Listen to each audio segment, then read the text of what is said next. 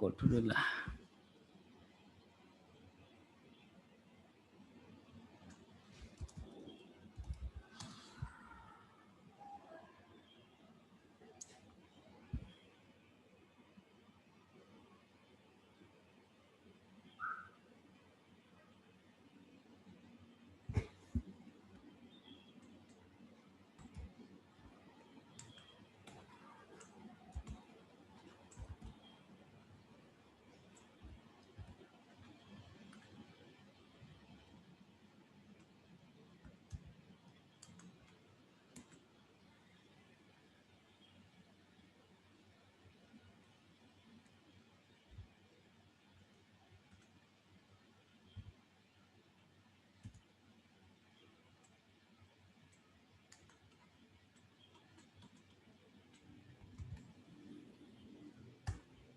Oke, Assalamualaikum warahmatullahi wabarakatuh. Hari ini kita akan melanjutkan belajar logika fazi di bab 6 pertemuan ke-11. Ini kalau sesuai dengan ya tentu saja ada beberapa materi yang saya loncati ya, karena saya akan mendahulukan yang sangat urgen dulu, baru kalau kita punya waktu yang cukup, ada waktu nganggur setelah itu, maksudnya ada yang nggak kepake gitu ya, saya akan menjelaskan yang mungkin saya skip ya. Harusnya sesuai dengan yang saya berikan silabus itu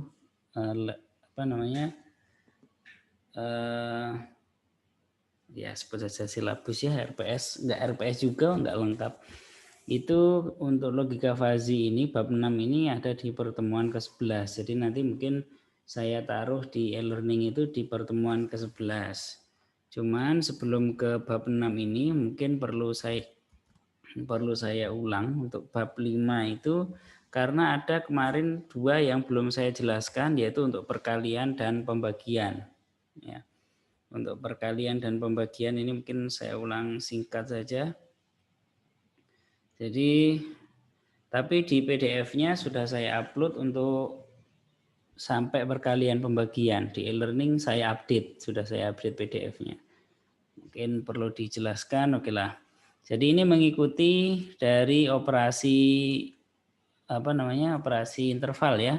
Jadi alfakat dari A dikali B ini didefinisikan sebagai interval dari P ke Q gitu ya, interval P Q, di mana P-nya adalah minimum dari ini dan sampai Q-nya adalah maksimum dari ini. Oke. Sama seperti yang di penjumlahan kemarin. Pembagian sama seperti perkalian, operasinya pun juga mengadopsi operasi yang ada di operasi interval ya. Ini mengganti saja, yang di sini perkalian, kalau di sini pembagian. Asal di antara P sampai Q ini, atau mungkin di alfakatnya ya, di sini dia tidak memuat 0 karena akan digunakan untuk membagi. Untuk A, alfakat dari A itu memuat 0 tidak apa-apa, tapi untuk yang B tidak bisa, tidak boleh, ada syarat seperti itu. Contohnya adalah seperti ini. Contohnya sama seperti di penjumlahan dan pengurangan kemarin. Jadi 2 fazi, 3 saya definisikan ini sama persis. Jadi cara mencari ininya sama. Ini cara yang di sini ya, sebentar. Jadi di sini ini akan kita cari sebelum kita melakukan penjumlahan, pengurangan, pembagian ataupun perkalian. Jadi yang saya kotai ini harus dicari lebih dahulu, baru setelah itu nanti bisa dipakai di 4 operasi tersebut. Setelah ketemu alfakat dari 2 untuk setiap alfa dari 0 sampai 1, ketemu alfakat dari 3 untuk alfanya dari 0 sampai 1, sudah ketemu seperti ini, yang kita lakukan sekarang adalah kalau perkalian kan mau mencari minimumnya, minimum dari ini dikali ini dan ini dikali itu. Kalau ini saya notasikan ya, notasikan A, B, C, D. Jadi kita harus mencari minimum dari AC, AD, kemudian BC dan BD. Kita cari minimumnya. Ini nanti akan menjadi ujung interval yang kiri. Sedangkan kalau kita cari maksimum dari yang ini tadi akan menjadi ujung interval yang kanan. Oke, jadi caranya adalah seperti itu. Tapi kalau kita lihat di sini ya, untuk alfanya dari 0 sampai 1, 2A pasti positif, pasti tak negatif ya, 2 alfa pasti tak negatif, dia 0 atau positif. 4 dikurangi 2 alfa juga positif. 4 dikurangi 2A, alfanya 4 dikurangi 2 alfa, alfanya paling banyak 1 kok. Ya, jadi ini pasti lebih dari 2, 4 dikurangi 2 alfa ini. Dari 2 sampai 4. Kalau kita lihat di sini C-nya juga positif. Yang ini juga positif. Jadi kalau ada 4 bilangan positif A, B, C, D, kita tahu A kurang dari B, C kurang dari D. Kita nggak tahu antara AD dengan BC itu lebih banyak mana, nggak tahu. Tapi yang jelas ya nggak perlu diperhitungkan. AD dengan BC lebih banyak mana ya, nggak perlu diperhitungkan karena sudah jelas pasti yang minimum di antara 4 kemungkinan ini pasti ya si AC. Karena A kurang dari B, C kurang dari D. Si maksimumnya ya bisa ditebak, pasti BD. Jadi di sini untuk perkalian ini yang paling maksimum, yang paling minimum dulu, kita cari yang minimum dulu ya. Minimumnya adalah 2 alfa dikali dengan alfa ditambah 2. Jadi 2 alfa dikali alfa ditambah 2 sama dengan 2 alfa kuadrat ditambah 4 alfa. Jadinya di sini.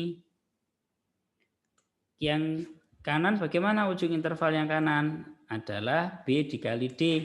B dikali D itu berarti 4 dikurangi 2 alfa dikali 4 dikurangi alfa.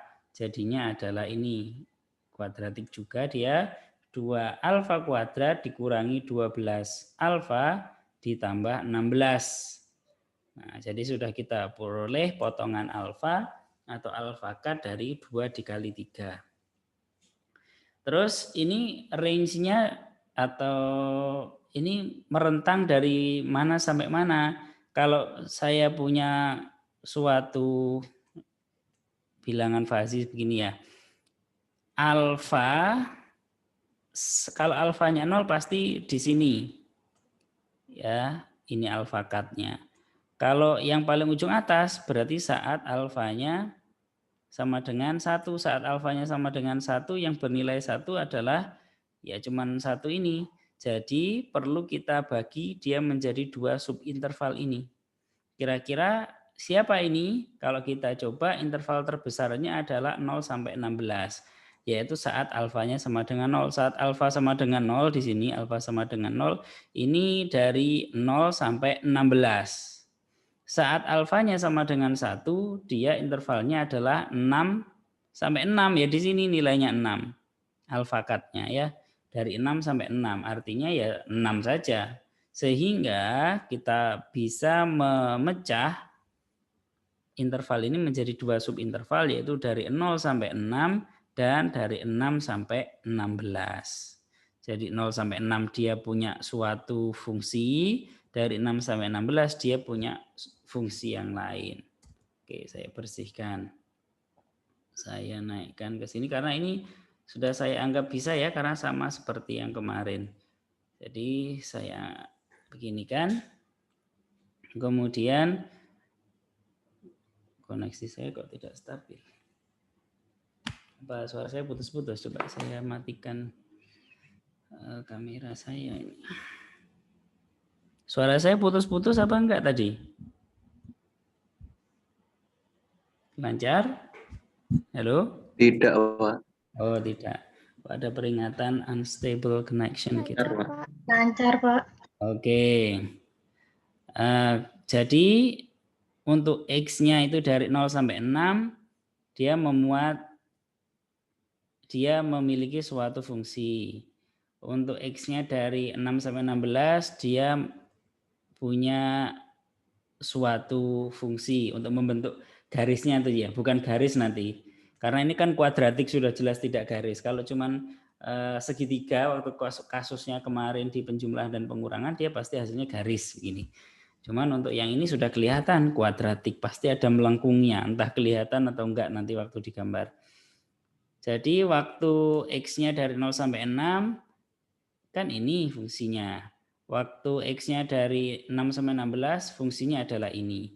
Kalau X itu adalah 2 alfa kuadrat ditambah alfa, maka si alfanya adalah min 1 plus minus ini sebenarnya ya, plus setengah X ditambah 1. Jadi kita cari alfanya sama dengan siapa gitu yang memenuhi ini. Ya ini kan persamaan kuadratik biasa ya, 2 alfa kuadrat ditambah 4 alfa dikurangi X sama dengan 0. Kita cari solusinya dalam alfa kan gitu, variabelnya alfa. Jadi ketemu X alfanya sama dengan min 1 ditambah akar dari setengah X ditambah 1.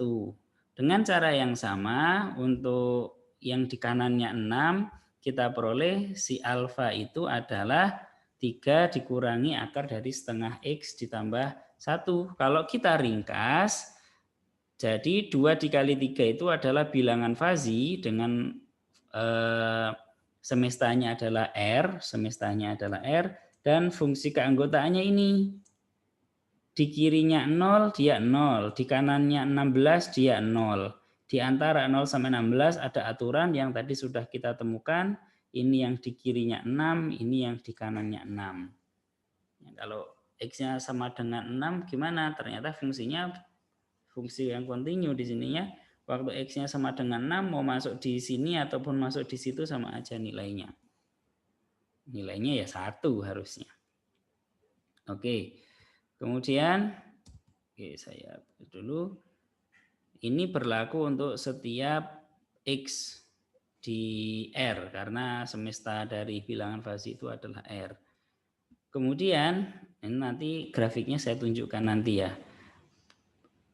Untuk pembagian sama caranya, nggak saya tunjukkan ya langsung saya berikan. Sebenarnya ada, kita lihat alfa cut-nya 2 dan 3 gini, terus kita bandingkan A bagi C, A bagi D, kemudian B dibagi C, B dibagi D, itu yang paling minimum siapa? Kalau ada yang minimum jadilah ujung kiri interval. Yang paling maksimum siapa? Yang paling maksimum jadi ujung kanannya interval. Ketemu ini, saya singkat saja, jadi ketemu ini. Terus dicari saat alfanya sama dengan 0, dia alfa cut-nya ini adalah dari 0 sampai 2. Jadi saat A-nya 0 kan ini 0. Saat alfanya 0 di sini kan 2. Jadi alfanya 0 ini range-nya dari 0 sampai 2. Dari 0 sampai 2. Entah nanti bentuknya gimana ya. Seperti ini. Saat alfanya sama dengan 1, berarti di ujung sini dia adalah 2/3, 2/3. Artinya dari interval situ sampai situ. Interval yang isinya A, A, ya berarti dia satu bilangan saja, yaitu si A. Berarti di sini adalah 2/3. Dengan cara yang sama seperti perkalian tadi, kita bagi 2 subinterval 0 sampai 2/3 dan 2/3 sampai 2. Aturannya bagaimana? Untuk yang sebelah kiri itu adalah ini. 2 alfa, jadi 2 alfa dibagi 4 dikurangi alfa sama dengan X.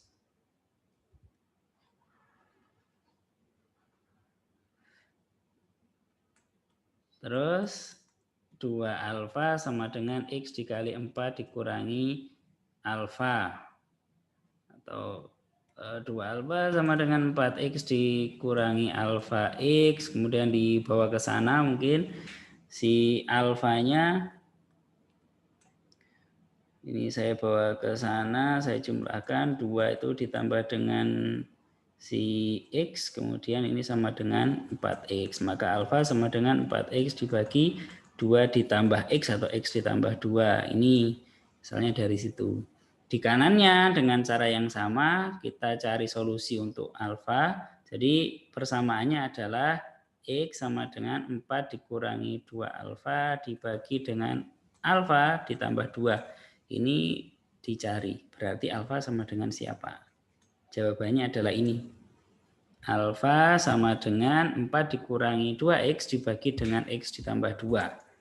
Oke, jadi saya punya suatu bilangan fazi yang merupakan himpunan fazi, semestanya adalah R dan derajat keanggotaannya dari hasil perhitungan kita tadi adalah seperti ini. Yang kalau saya gambar grafiknya, saya hapus saja. Kalau saya gambar grafiknya adalah seperti ini. Di sini 2, di sini 3.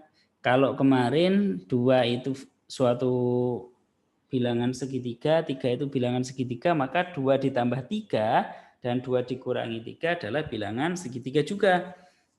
Ternyata nggak berlaku untuk pembagian dan pengurangan. Tidak berlaku untuk perkalian dan pembagian.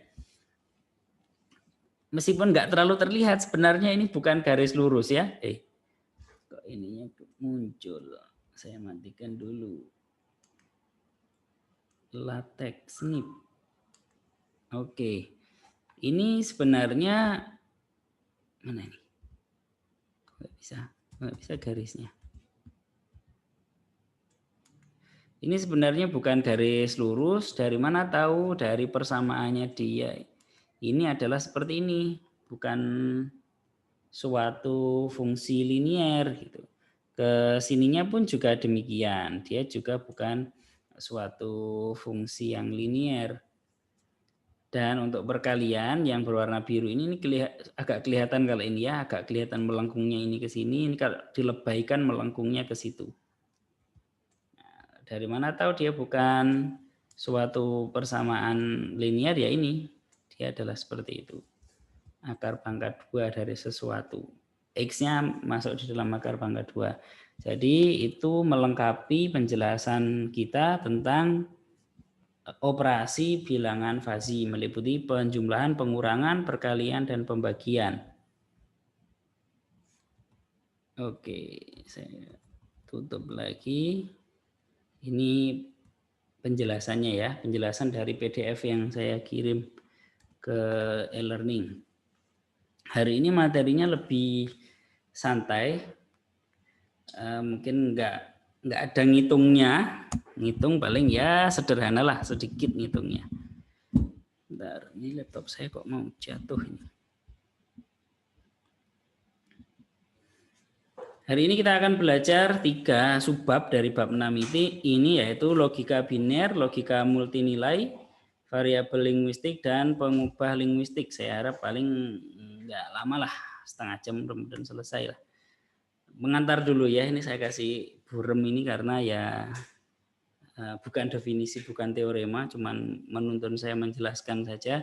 Logika yang sering, kita mulai dari logika biner dulu, logika yang sering kita pakai dalam penalaran sehari-hari gitu ya, kalau sering bernalar, itu adalah logika biner, isinya benar, salah, iya, tidak. Zaman dahulu sudah ditemukan, entah kapan menemukannya itu ya, nggak ada tanggalnya yang jelas. Kemudian ternyata logika biner itu juga nggak baik-baik saja, sudah banyak dimasalahkan oleh ahli-ahli logika ya, misalkan saja oleh Aristoteles ya. Katanya si Aristoteles itu mengatakan bahwa ya nggak semuanya bisa masuk ke logika biner, nggak semuanya bisa di iya dan tidak kan, bisa dibenar atau salahkan. Contohnya adalah misalkan pernyataan yang berbau mau bilang futuristik gitu kok kayaknya enggak, berbau masa depan gitu ya. Contohnya kalimat akhir semester ini kalian semua misalnya mahasiswa mata kuliah logika fazi mendapatkan nilai A. Itu nggak bisa dinilai benar apa salahnya karena itu belum terjadi.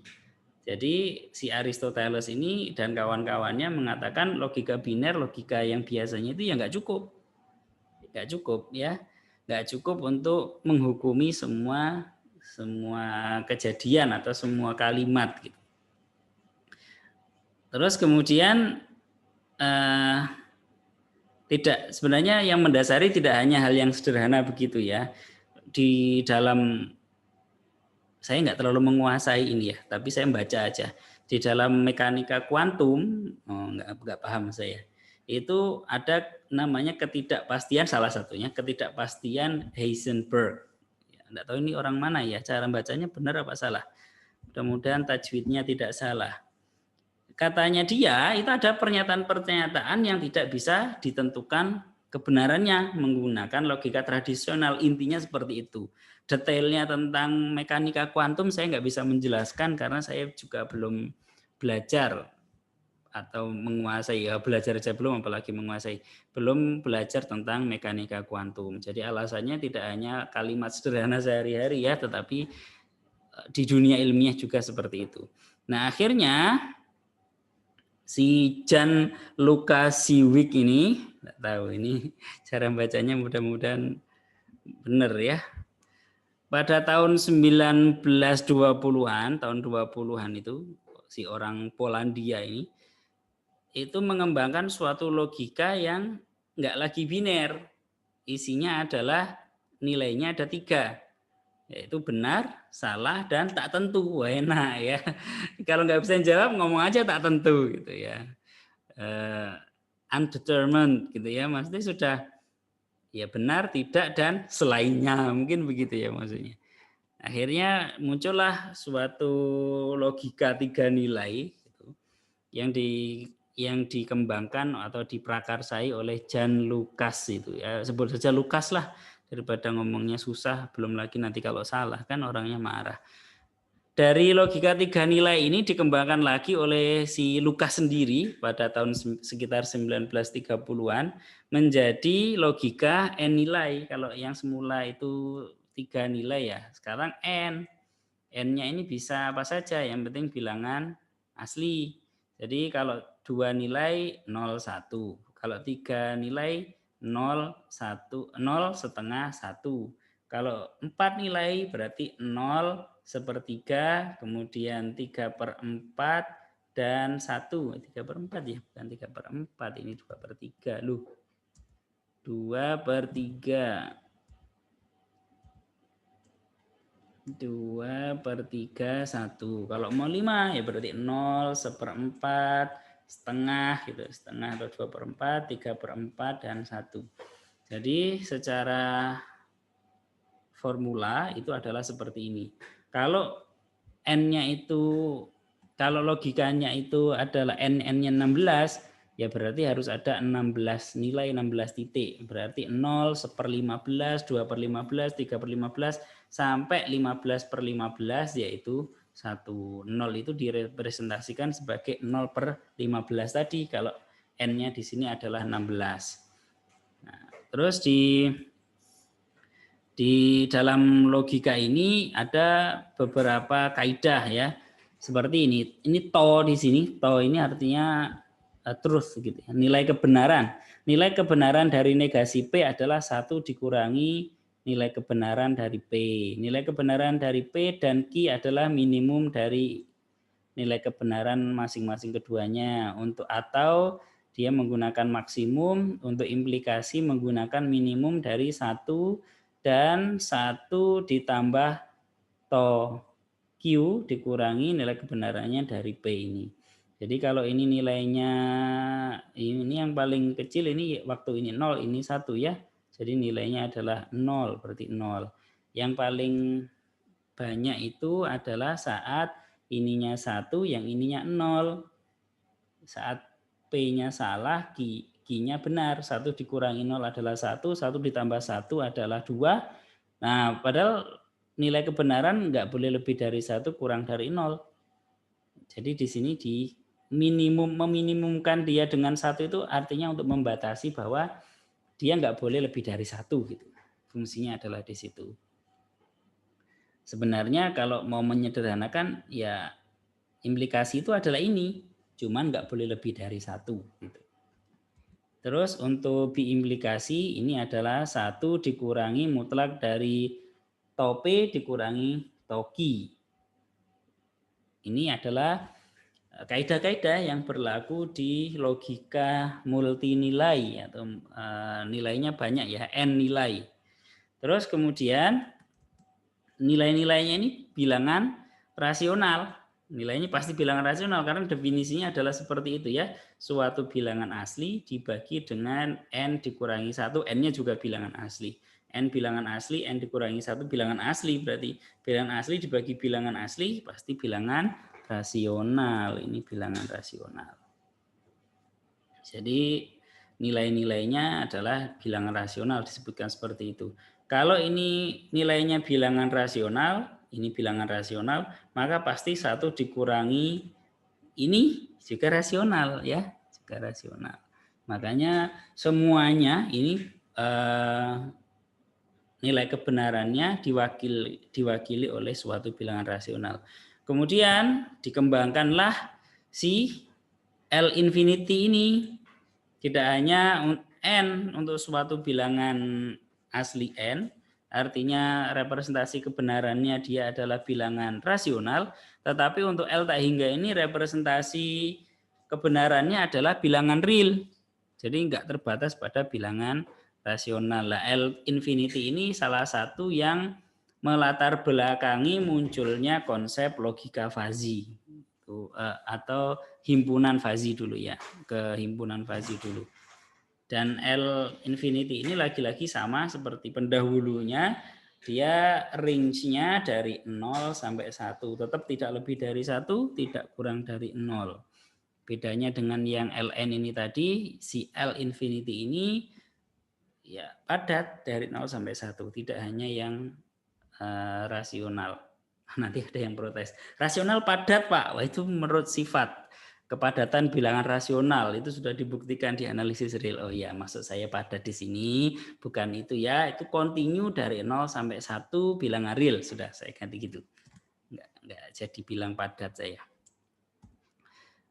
Kemudian selanjutnya adalah selanjutnya 6.2 variabel linguistik. Mungkin ini saya hilangkan dulu. Tapi nggak seru ya. Nanti ada orang penasaran, ini pakai apa sih? Makanya saya munculkan biar tahu ini pakai Jupyter Notebook. Soalnya ada yang WA ke saya, ada yang kirim pesan ke saya, ini pakai apa? Mungkin sama dia pakai ngajar. Variabel linguistik. Kita mulai dari pendefinisian variabel dulu. Variabel adalah suatu lambang. Lambang di sini bisa aja huruf, notasi. Sebenarnya notasi itu pun bisa apa saja ya, termasuk angka. Cuman untuk keselamatan Anda, untuk keselamatan kuliah kita, saya tidak akan menggunakan angka sebagai variabel. Misal X sama dengan 5, oke lah, enggak apa-apa. Misal Y sama dengan 15, biar enggak sama. X, Y ini kan karakter saja. Kalau saya ganti alfa boleh, dia enggak abjad, boleh. Saya ganti dengan mungkin seperti ini, sesuatu yang mirip lam alif tapi ya juga enggak. Pokoknya mirip seperti itu ya boleh saja. Kalau begitu yang penting karakter bisa jadi variabel. Pada hakikatnya bisa, cuman jangan kalian membuat variabel. Saya punya variabel Pak, variabelnya saya kasih simbol begini. Ini kan sama dengan 5. Nanti begitu dia adalah 15, banyak yang demo nanti, masa 5 sama dengan 15. Bukan, ini 5 variabel, ini 5 bilangan. Daripada menjelaskan yang seperti itu, pakai sajalah variabel itu yang tidak ambigu. Contohnya adalah pakai huruf, pakai seperti ini. Pakai huruf pun juga alfa, beta boleh, tapi jangan pi, jangan e, nanti ya runyam ya. Misal pi adalah 3. Wah, diduduki uang akeh. Oke, variabel adalah suatu lambang atau kata, jadi nggak hanya satu unsur, nggak hanya satu karakter.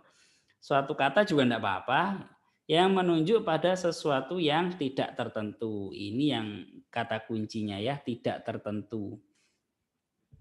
Tidak tertentu namanya variabel peubah. Ya, dia bisa diubah dalam semesta pembicaraannya, semesta wacananya. Istilahnya biasanya semesta pembicaraan ya. Variabel adalah lambang atau simbol berupa notasi satu huruf atau satu kata gitu. Kalau dua kata nggak boleh Pak. Ya ada spasi itu kadang tricky ya. Misalkan seperti ini, di mana sama dengan 5 gitu ya. Ya boleh saja, cuman harus menjelaskan ini bukan sesuatu yang dijajarkan, kemudian artinya dikalikan, di sama dengan 2, mana sama dengan 5. Dikali mana sama dengan 10, bukan begitu. Nah, kalian tahu sendirilah, nggak usah saya jelaskan terlalu dalam. Contoh, mahasiswa itu lulus dengan pujian. Nilainya kumlot misalkan. Kata mahasiswa di sini yang jadi variabelnya ya, karena menunjuk kepada orang yang tidak tentu. Sesuatu yang tidak tentu dalam semesta pembicaraan. Semesta pembicaraannya di sini apa? Mungkin mahasiswa itu berasal dari suatu himpunan semua orang di dunia ini, atau dia berasal dari atau dia unsur dari suatu himpunan semua makhluk di dunia ini ya, lebih sempit ya, mungkin orang yang kuliah S1 misalkan seperti itu. Kalau dimaksud di sini lulus S1. Jadi mahasiswa adalah variabel. Karena dia variabel bisa diganti apa saja sesuai dengan semestanya. Misalkan semesta orang, manusia di muka bumi. Jadi kalau si mahasiswa ini saya ganti dengan misalkan Ferguson atau Miguel atau Bambang gitu, ya bisa saja. Bambang lulus dengan pujian, misalkan si Ferguson lulus dengan pujian, ya enggak apa-apa, bisa saja. Contoh yang kedua, X habis dibagi 2. Di sini variabelnya sudah saya yakin kalian tahu, variabelnya adalah lambang X tadi. Variabel dari semesta apa? Semesta himpunan bilangan-bilangan gitu. Bilangan real kah atau bilangan asli atau bilangan bulat, pokoknya dia adalah unsur dari suatu himpunan semesta. Misalkan himpunan dari bilangan. Kalau dia semestanya adalah bilangan, jadi X bisa saya ganti dengan bilangan. Misalkan 5. 5 habis dibagi 2. 4 habis dibagi 2. Kan salah 5 habis dibagi 2. Ya, yang penting dia bisa diganti. Baru setelah kita ganti itu bisa kita beri nilai dia itu benar apa salah. Sebagaimana tadi Bambang atau Ferguson yang lulus dengan pujian tadi, dia juga bisa bernilai benar atau salah. Begitu juga dengan X habis dibagi 2. Apakah dia benar? Apakah dia salah? Ya tergantung nilai X-nya.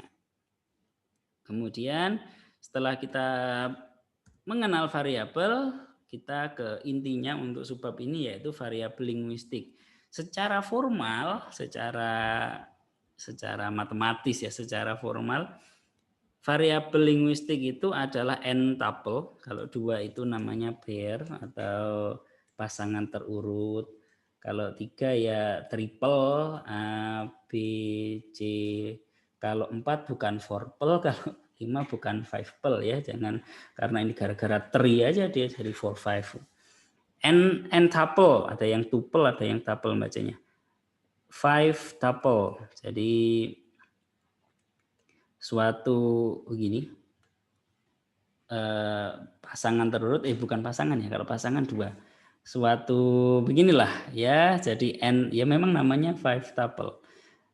N tuple, n-nya ini 5, di mana X menyatakan lambang dari variabel, T adalah himpunan nilai-nilai linguistik yang bisa menggantikan si X ini.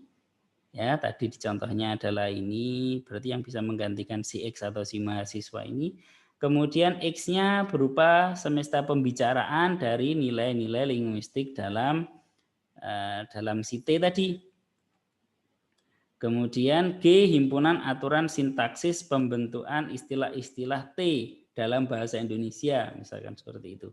Kemudian M menyatakan himpunan aturan semantik yang mengaitkan istilahnya T dengan X ini sesuai dengan bahasa Indonesia. Terusannya harusnya adalah seperti itu. Kalau kita ngomongnya di bahasa Indonesia ya, sebenarnya yang disebut variabel linguistik itu adalah seperti itu. Contoh, mungkin contohnya nggak serumit definisinya. Contoh misal variabel linguistik X adalah umur. Jadi kan dia ada 5 unsur ya. Dia punya X, mana ini kok nggak bisa. Dia punya X, T, X kapital maksud saya, terus G dan M. X-nya, variabel linguistiknya adalah umur. maka nilai-nilai linguisnya ada bisa kita pilih, tidak harus ini cuma contoh ya. T-nya itu adalah muda, sangat muda, agak muda, tidak sangat muda, bahkan tidak muda dan tidak tua pun ini termasuk umur. Ya, agak tua, kemudian tidak sangat tua, dan seterusnya. Ini contohnya cuma segini aja. Terus si X-nya apa? Si X tadi adalah misalkan semesta numerik dari 0 sampai 100 yang menyatakan ya si usia tadi. Misalkan 100 kita anggap sangat tua, 0 sangat muda, kan seperti itu. Terus apalagi G? Loh, ini tadi harusnya ada sebentar. Kurung awalnya hilang. Kurang ini loh. G adalah himpunan aturan pembentukan kata majmuk dalam bahasa Indonesia. Yang seperti itu. Kemudian M, aturan semantiknya adalah derajat keanggotaan X di himpunan muda ini adalah 100 dikurangi X dibagi dengan 100. Kemudian untuk sangat, misalkan tadi A gitu ya, sangat A boleh jadi sangat muda atau sangat tua, sangat A secara umum adalah derajat keanggotaannya X di A tilde ini dikuadratkan. Kalau agak di akar, ini nanti akan kita bahas untuk sangat dan agak ini. Kemudian tidak A, misalkan negasinya kita pakai negasi baku, komplement baku, 1 dikurangi derajat keanggotaannya X di A tilde. Terus derajat keanggotaannya X di A dan B, kita pakai yang minimumnya. Itu adalah contoh aturan semantik atau simbolnya adalah M kalau di definisinya tadi ini. Itu adalah variabel linguistik. Variabel linguistik adalah seperti ini. Cerminan dari definisi ini adalah contoh yang ini. Boleh jadi kalian akan lebih mudah mempelajari contohnya daripada membaca definisinya. Selanjutnya adalah pengubah linguistik. Sebelumnya variabel, peubah. Kalau sekarang pengubah. Pengubah itu modifier, bukan lagi variabel ya. Jadi linguistik modifier, pengubah linguistik gitu. Oh ya, mungkin yang tadi saya jelaskan dulu. Kalau kita lihat di contoh di sini ya, di T ini ya, di T ini ada 2 istilah. Ada istilah primer, muda, ini muda, tua. Ini tua itu adalah yang primernya. Misalkan saya ambil yang 2 ini aja. Dan istilah yang sekunder.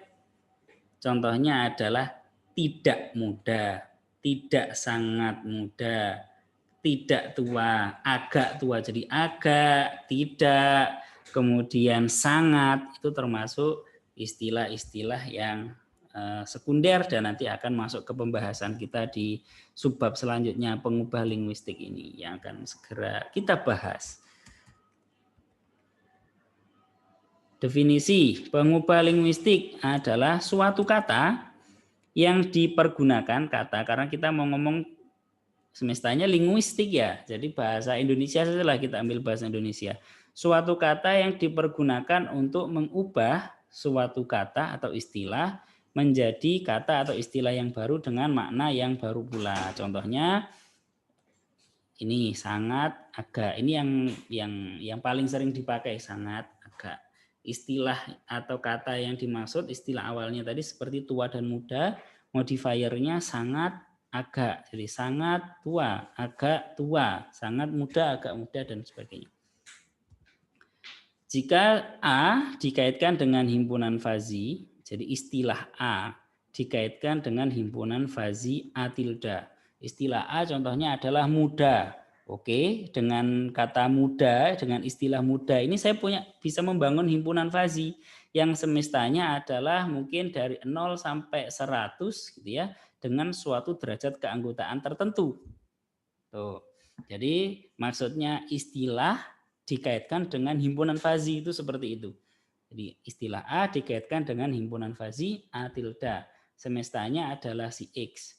Maka Kalau dia sudah terbentuk gitu ya, himpunan fazinya, saya bisa membuat suatu himpunan baru, himpunan fazi baru, atau membuat istilah baru. Kalau ngomong tentang istilah berarti istilah baru. Kalau ngomong himpunan fazi berarti himpunan fazi baru. Dengan menambahkan kata sangat di sini. Sangat A, sangat muda, sangat tua, sangat cepat, sangat lambat, dan sebagainya. Sangat A dikaitkan dengan himpunan fazi juga, yang kita ada istilahnya sendiri di sini, himpunan fazi konsentrasi. Jadi disangatkan gitu. Yang semula segini lebih dipertebal lagi, lebih dipertegas lagi. Kita sebut konsentrasi. Fungsi keanggotaannya kita ambil yang paling mudah. Kenapa kok 2 Pak? Kenapa enggak 3, 4, 5 dan seterusnya? Yang paling mudah, yang paling applicable itu biasanya adalah pangkat 2. Jadi kalau derajat keanggotaan X di A itu adalah 0,2, maka di sangat A itu adalah 0,2 kuadrat. Kalau semula 0,4 ya jadinya 0,4 kuadrat di sangat A. Kalau derajat keanggotaannya di muda itu 0,5, berarti derajat keanggotaannya di sangat muda ya 0,5 dikuadratkan. Seperti itu. Ada lagi, karena tadi yang paling sering sangat dan agak, ini yang dibahas cuma 2, sangat dan agak. Kalau sangat, derajat keanggotaannya dikuadratkan. Kalau agak, derajat keanggotaannya diakar, akar pangkat 2. Kenapa nggak akar pangkat 3 atau 4 atau 5? Yang paling sering, yang applicable, itu yang paling gampang ngitungnya juga, itu adalah biasanya akar pangkat 2. Jadi, biar mempermudah mengingat juga ya, untuk konsentrasi disangatkan itu dikuadratkan. Kalau diagakkan jadi lebih halus lagi, lebih tidak tajam, itu diakar. Tentu saja kalau dikuadratkan pasti nilainya jadi lebih kecil ya. Kalau diakar nilainya jadi lebih besar karena rentang ininya kan di 0 sampai 1. Kecuali kalau 0 atau tepat 0 atau tepat 1 ya, diakar atau dipangkatkan tetap, 1 juga diakar atau dipangkatkan tetap. Kalau 0 sampai 1 ini kalau diakarkan dia jadi semakin kecil, derajat keanggotaannya mengecil, kalau diakar derajat keanggotaannya jadi lebih besar atau membesar. Sesuai dengan kaidah manusiawi lah. Kalau derajat keanggotaan dia di kecepatan misalkan lambat itu adalah setengah, maka di kecepatan sangat lambat dia ya jadi mengecil 0,25 jadinya begitu, dikuadratkan. Contohnya adalah seperti ini, misal saya punya X, suatu semesta, kita nggak usah ngomong R dulu ya, itu kita ngomong yang sederhana-sederhana dulu. X adalah 1, 2, 3, 4, 5 semestanya gitu. Kemudian saya mau membangun suatu himpunan fazi dekat dengan 5. Dekat dengan 5 ini himpunan fazinya saya notasikan dengan A tilde, di mana 1, 2, 3, 4, 5 derajat keanggotaannya adalah ini. Ini dari mana? Definisi, tidak harus 0,2, 0,4, 0,6, 0,8, 1. Tidak harus begitu. Saya yang mendefinisikan. Kalau kalian mendefinisikan di lapangan, mungkin ya disesuaikan dengan kondisi lapangan. 1 saya kasih nama ini, 2 kasih nama derajat keanggotaan ini dan seterusnya sampai 5. Sehingga kalau saya punya A begini, saya punya istilah baru sangat dekat dengan 5, atau kita bangun lagi suatu himpunan fazi yang baru, di sini konsentrasi A tilde. Simbolnya adalah begini, konsentrasi A tilde. Ya sama himpunannya, elemennya sama, 1, 2, 3, 4, 5. Cuman derajat keanggotaannya ya yang ini dikuadratkan, 0,4 dikuadratkan, 0,6 dikuadratkan, ini juga dikuadratkan. Bagaimana kalau sangat sekali atau sangatnya 2 kali? Sangat-sangat dekat dengan 5. Ya berarti jadi sangat dan sekali ini meskipun kata yang berbeda tetapi dia maknanya sama ya. Dia maknanya adalah kalau klasifikasi konsentrasi dan dilasi tadi dia masuk konsentrasi yang menyangatkan gitu ya. Jadinya ya konsentrasi 2 kali. Konsentrasi dari X di oh ini kok ada X-nya, nggak bisa dong, harusnya adalah begini. Oke, hadapkan ke sana.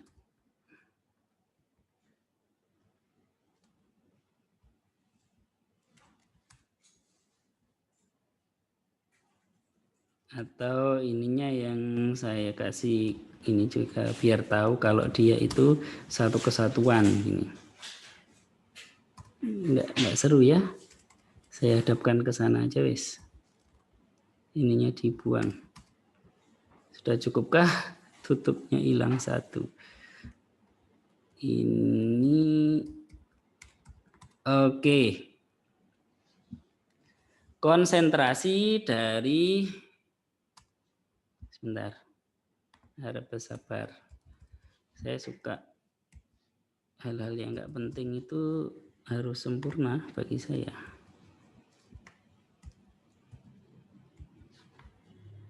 Mana tadi? Saya taruh di mana tadi?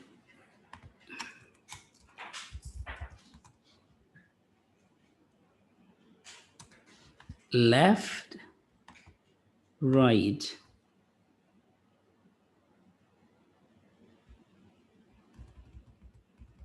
Iya, memang aneh-aneh ya. Harusnya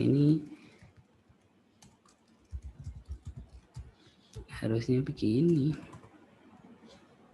Oke, jadi sangat dekat sekali, sangat-sangat dekat dengan 5 itu begini. Ya. Oke. Jadi ini dipangkatkan 2, dipangkatkan lagi. Ini dipangkatkan jadi ini dipangkatkan jadi ini dipangkatkan jadi itu, yang ini dipangkatkan tetap 1. Kemudian agak dekat, jadi pakai dilasi ya. Tadi saya belum menyinggung istilah dilasi ya. Yang di atas ini kalau sangat itu konsentrasi, kalau agak itu dilasi atau dil ini nulisnya. Agak dekat dengan 5 berarti dilasi, kita akar 0,2 kita akar jadi ini, 0,4 kita akar jadi 0,6329, ini kita akar jadi ini kita akar jadi itu, 1 kita akar jadi 1, tetap 1. Oke. Pak ini 0,4 diakar kok nggak jadi 0,2. Nah, kalau ada yang kepikiran begitu ya wajar lah, ini kan masih siang, masih lapar gitu ya. Mungkin ada yang ngitungnya kecepatan 0,4 diakar sama dengan 0,2. Apalah, terlalu lapar, mungkin sahurnya kurang bergizi. Oke, agak dekat dengan 5. Oh sudah. Tidak sangat dekat dengan 5. Lah gimana ya cara ngitung? Tidak sangat dekat. Kalau kayak gini pinter-pinter mengurung. Jadi dekat dengan 5. Oke, dia jadi satu kesatuan. Sangat dekat dengan 5, satu kesatuan. Tidak sangat dekat 5 dengan 5, satu kesatuan. Jadi urutannya adalah berarti ini adalah si A tilde tadi, derajat keanggotaannya di L tilde. Ada sangatnya dikuadratkan, ada tidaknya dikomplemenkan, gitu ya. Di sini komplemennya kita pakai komplemen yang baku, yaitu 1 dikurangi mu x di alfa tilde, di A tilde seperti itu. Jadi urutannya adalah si A saya pangkatkan 2 jadilah 0,04, kemudian 1 dikurangi 0,04 jadilah dia 0,96. Begitu juga seterusnya sampai yang akhir ini. Terus dekat tetapi tidak sangat dekat. Waduh, ini rada PHP sidik ya. Ada yang baper. Dekat tapi tidak dianggap, bukan. Dekat tapi tidak sangat dekat dengan 5. Kok ada tapi? Tetapi di sini bisa diganti dengan dan, karena ini harus terjadi, ini harus terjadi. Maksudnya tetapi itu kan itu. A tetapi B, artinya A terjadi, B juga terjadi. Jadi bisa kita ganti dia dengan dan gitu ya. Dekat dan tidak sangat dekat gitu. Jadi ya gimana? Nggak perlu pusing. Kalau dilihat kalimatnya pusing ya. Cuman kalau diperhatikan pusing juga ya. Dekat dengan 5, oke, satu kesatuan. Sangat dekat dengan 5, satu kesatuan. Tidak sangat dekat dengan 5, satu kesatuan. Yang ini ada dan, ini satu kesatuan sendiri. Oke, jadi ini adalah dekat dengan 5. Jadi dekat dengan 5 tetapi tidak sangat dekat dengan 5. Maksudnya begitu. Kalau ini dipanjangkan kalimatnya. Dekat dengan 5 tadi kan si A tilde. Dan, oke, berarti dia pakai dan begini. Kemudian tidak sangat dekat. Oh, berarti yang ini tadi. Tinggal ini ditaruh di sini. Jadi si ini tadi 0,96 dan 0,2 kita ambil minimumnya. Kenapa kok minimum? Ya kita pakai irisan baku lah, pakai tinom yang baku saja lah, pakai minimum gitu. Kalau mau dikalikan juga enggak apa-apa, itu juga sudah memenuhi kok. Jadi 0,96 tidak diminimumkan dengan 0,2 ini, tetapi dikalikan ya enggak apa-apa, boleh, itu sudah jadi tinom. Atau irisan yang tidak baku, irisan fazi yang tidak baku. Kemudian 0,4 dapatnya dari mana? Minimum dari 0,8 dengan 0,4. Ini 0,6 dengan 0,64 dengan 0,6 minimumnya ini. 0,8 dengan 0,36 minimumnya ini. 1 dengan 0 minimumnya adalah 0. Nah, ini bisa diperlebay ya. Bisa bertumpuk-tumpuk kalimatnya. Bagaimanapun kalimatnya bertumpuk, kalian harus bisa mengidentifikasi mana yang harusnya saya kurung duluan, kemudian baru nanti bisa ditentukan bentuk notasi himpunan fazinya seperti itu, yaitu unsur dan derajat keanggotaannya. Oke, sudah habis. Itu saja materi hari ini. Ada pertanyaan? Enggak ada kan ya? Ada pertanyaan, tumben ada pertanyaan. Jam segini sudah tidak memungkinkan untuk membuat pertanyaan. Mana? Kok? Oh, belum saya klik.